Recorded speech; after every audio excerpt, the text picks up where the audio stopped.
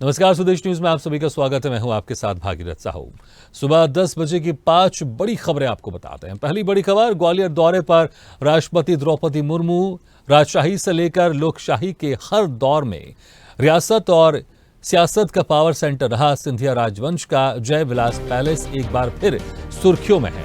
13 जुलाई को जय विलास महल में राष्ट्रपति द्रौपदी मुर्मू मेहमान बनकर आ रही हैं।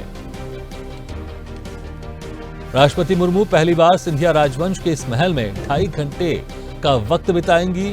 वो महल के सोने से जड़े दरबार हॉल और उसका ऐतिहासिक वैभव देखेंगी। शाही भोज के दौरान डाइनिंग टेबल पर राष्ट्रपति द्रौपदी मुर्मू के लिए चांदी की ट्रे में भोजन आएगा।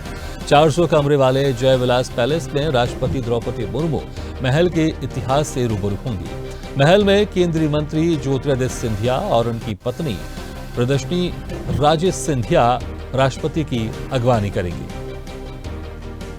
तो दूसरी बड़ी खबर, 2 दिवसीय फ्रांस दौरे पर पीएम मोदी। प्रधानमंत्री नरेंद्र मोदी फ्रांस की 2 दिवसीय यात्रा के लिए नई दिल्ली से रवाना हुए। आगामी यात्रा में भारत और फ्रांस के बीच द्विपक्षीय रक्षा संबंधों के विस्तार को प्राथमिकता देने की उम्मीद है।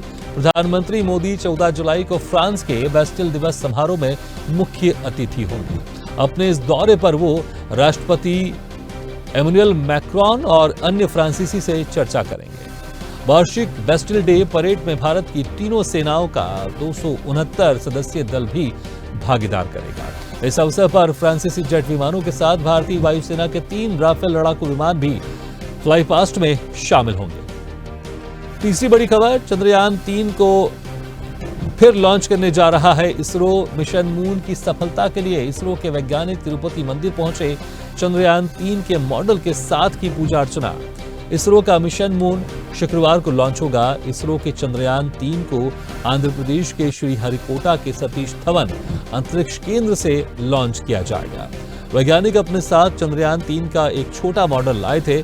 उन्होंने चंद्रयान 3 की सफलता की कामना करते हुए मंदिर में पूजा अर्चना की। चंद्रयान 3 भारत का तीसरा मून मिशन है।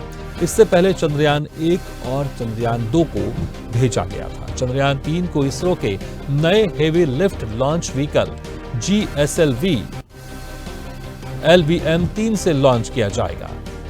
और अगली बड़ी खबर, कीमत घटाने टमाटर खरीदेगी केंद्र सरकार। कीमत घटाने के लिए केंद्र सरकार टमाटर खरीदेगी।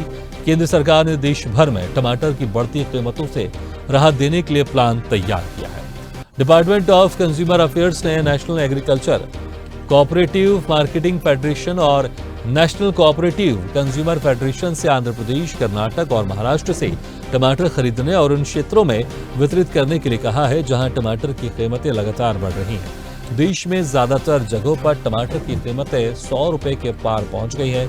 सरकार ने कहा कि जिन सेंटर्स पर टमाटर का ये ताजा स्टॉक जारी किया जाएगा, उनकी पहचान पिछले 1 महीने में रिटेल प्राइस में बढ़त के आधार पर की गई है।